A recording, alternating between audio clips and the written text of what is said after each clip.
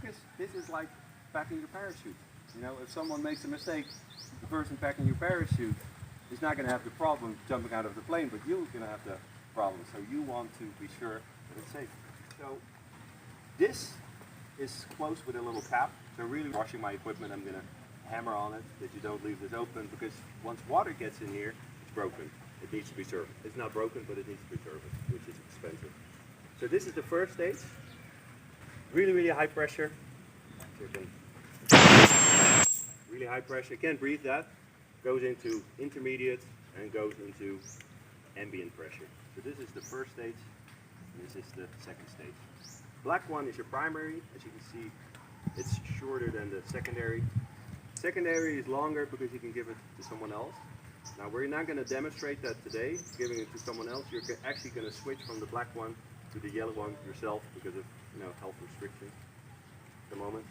So I'm going to attach this to the cylinder. It doesn't have to be, you're going to think like, I want to make this as tight as possible. There's going to be a seal created by pressure, so I'm going to make it hand tight. And then you can't open it unless you have a tool. After you take the pressure off, you can open it by hand again. So this one we don't need, but we want to have it close. You can see this is labeled with yellow, meaning that that's the location where I want my. Yours is actually on a yellow little cup. This one is going to be in our mouth, and this one is going to attach to our jacket. Because right now it's not doing anything because it's not attached yet. You can actually do this with your mouth. If this wasn't working, so I can do this, this is not your equipment, you can inflate it with your mouth in a case of a malfunction. You will learn in the open water course, not today. Today it's going to be less intense. And then the last one, really, really important. This one, actually, I think, Angelo, you will also have this one. This is the most important one. You can't go diving without an SPG, but some have, for example, a depth gauge. Depth gauge is really good because it's analog, doesn't need batteries, it's just going to work because of pressure. But it won't tell me how long I'm underwater. So the depth gauge is actually also integrated in your computer. So even if you don't have a depth gauge, you can go scuba diving with a computer, and the computer will tell you when it's time to go up again. Now normally we will have a plan when we go diving, a dive plan, so we know actually how deep we're going to go and for how long, and we're going to stick to that plan. Now because we want to have this close, it's going to read somewhere close to 200, sometimes a little bit lower. There's also temperature involved, so when it's really cold it's going to say, like today it's 190. Leave this in the sun, it's going to be back to 200, because that's how pressure works. Oh, this one doesn't have a depth. It doesn't have a depth gauge, but most of my equipment don't have it, because we always dive with computers. Okay, so that's how you put a kit together. I'm putting it down right now. Yours, I didn't put down yet because we're going to put the weights in. We can't go down unless you're like super good with your air control, and you have a wing type BCD with some metal on it. You always need weight. So without the weight, and it's just a piece of lead. You've seen the belts, right? The belts. Well, the belts are great, and it depends to who you talk to. Some people swear by the belts and they only want to go scuba diving with the belt. If you buy your own equipment, it's going to have the pockets. I dive with pockets, I never dive with belts, because once I learned scuba diving, pockets were already the norm. If you do the open water course with me, you're going to both use the belt and the pockets. The pockets have some benefits. If you drop your weight belt, and this is really in case of emergency, if you would lose it when you're down there, you have a problem because you were going to go up. So you always have to make sure that it's nice and tight and secure. But the pockets have one benefit, that if you lose one pocket, you don't go up because it's only half the weight. When you lose your belt, you're going to go up regardlessly. But you're going to notice if you would lose these, and they're, of course, you don't want to leave lead in the ocean. How do I know how much weight you need? I don't. I'm just going to guesstimate. And if you need more weight, we're just gonna add, you know, another piece of lead. And if you need less weight, we're just gonna subtract 1 or 2 pieces. When you're in the ocean, the salinity level, how salty the sea is, the ocean is, will make you need more weight. Wetsuit will make you need more weight.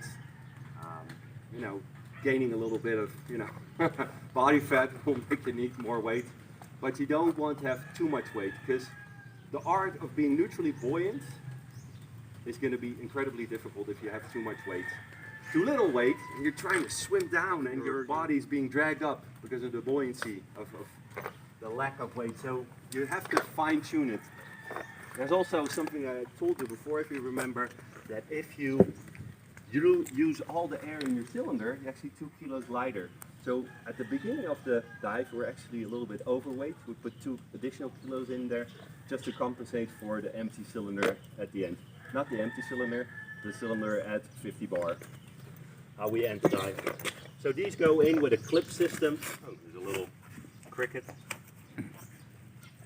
And they are made so you don't do this ever, you know, when you're underwater, only at the surface.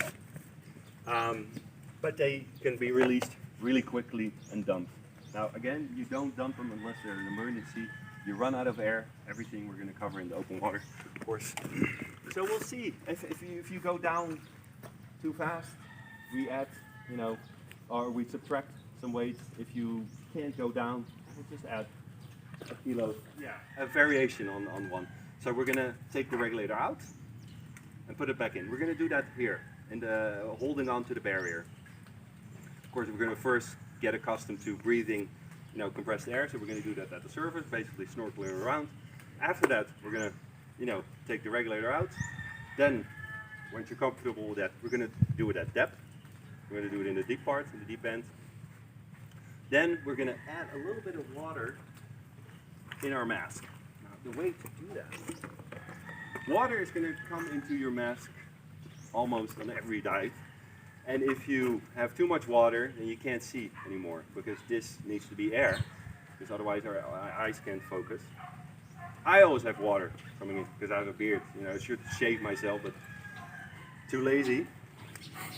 So the way to remove the water is with air from your nose.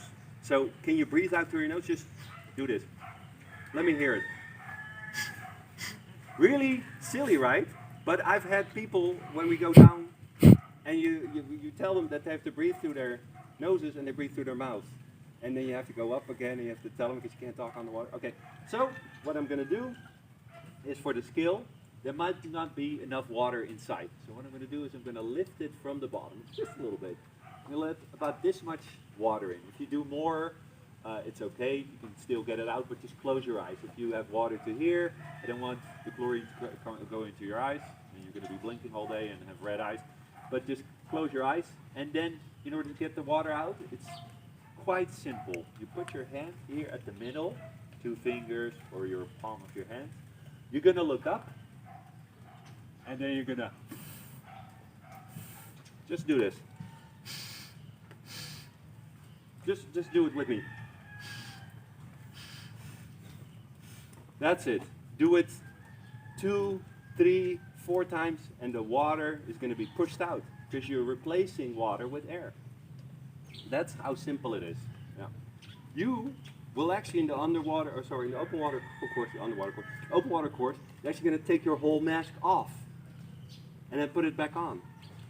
And then you can still, totally filled with water, get all the water out. Yeah. It's quite, you see it all the time, people that have foggy masks. Actually, I'm a little bit of a cheat. When my mask starts fogging, I start letting water in because it actually cleans off the fog, and then I have to purge it out. So you'll see me on a dive, nice hour-long dive. I'll just put a little water and do this. Yeah. So that's one way to get, because your face is warm, the water is cold, so it's always going to be a little bit condensed, and you compensate it. Normally, by spitting in it, which we can't do, of course, because of COVID. So we put a little bit of shampoo in. That shampoo is gonna, not too much, and you have to rinse it out, otherwise your eyes are gonna, hurt. But that is gonna keep it from fogging up for at least 1 hour. Yeah. Sometimes when it's too foggy today, we're just gonna come up and put some more shampoo in there. But don't put too much in and don't make it come into your eyes. Okay, so that's, and then the last skill, which we're gonna do, so we have the mask, we have the regulator out at the bottom. The last skill is we're gonna switch regulators. So normally you will get your regulator from your buddy. Today we're gonna take the black one. And this is your backup. So this is also a bunny regulator. So today, instead of sharing air, we're gonna switch from this, the black wine to the yellow wine. Yep, so basically that's it. Like I said, you see big, incredible whale shark, you drop it. What are you gonna do? You can look for your black one, you can also immediately grab your yellow one. Yeah. If you're really, really comfortable and I see what I like, I might even introduce the sweeping method to them. But let's just see where it goes. Now before we start doing anything at depth, so we're first gonna do the regulator, removal at the shallow part, but we're just gonna make some circles. Just some circles. I'm gonna be, and Rianne is gonna be adjusting your low pressure inflator. This one, we're gonna be doing that. And we're gonna try, if you are not comfortable yet, in the beginning we're just gonna hold on to you. And once we see that you're really, really comfortable, we're gonna let go of you. Now if you're then gonna drop down like an airplane or go up, we're gonna grab you again, but just see, you can make some nice circles. For you, you move your legs like a scissor, long scissor kicks. Slow. Everything you do in the ocean is based on being relaxed. We never do anything to exertion. We never use our regulator like, that's wrong. Yeah, that actually makes you feel uncomfortable. Yeah, we always do. And if we do, let's say we try to swim one direction because we see something cool, but the current is the movement of water is really strong, and we do get to a point where we are really, breathing hard. We're just gonna hold on to a rock or sand or to our body, and we're just gonna wait until our breathing starts to become normal again.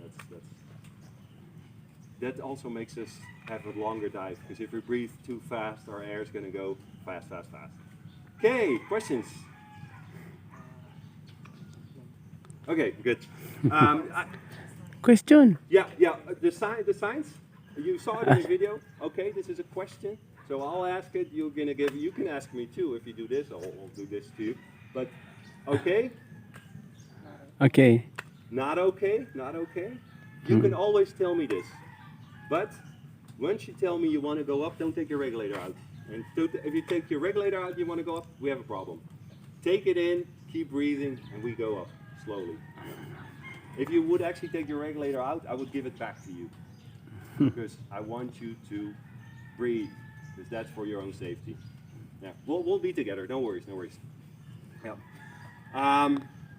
And then, of course, problem. Now the most common problem is your ears, because you're not, yeah. Once we go down together, we'll face each other. I'll do this. You have your low pressure inflator that I'll be controlling, so you don't have to worry about that. All I want you to do is use equalizing. You do it 3 times minimum. 3-meter pool, 3 times minimum. And you do it more often if you want to. If you do this and you don't feel anything pop, it means that you're equal. You're equal to the surrounding pressure. Yes, and the sun is making us hot, so the wetsuits are getting uncomfortably warm. So let's get into the water.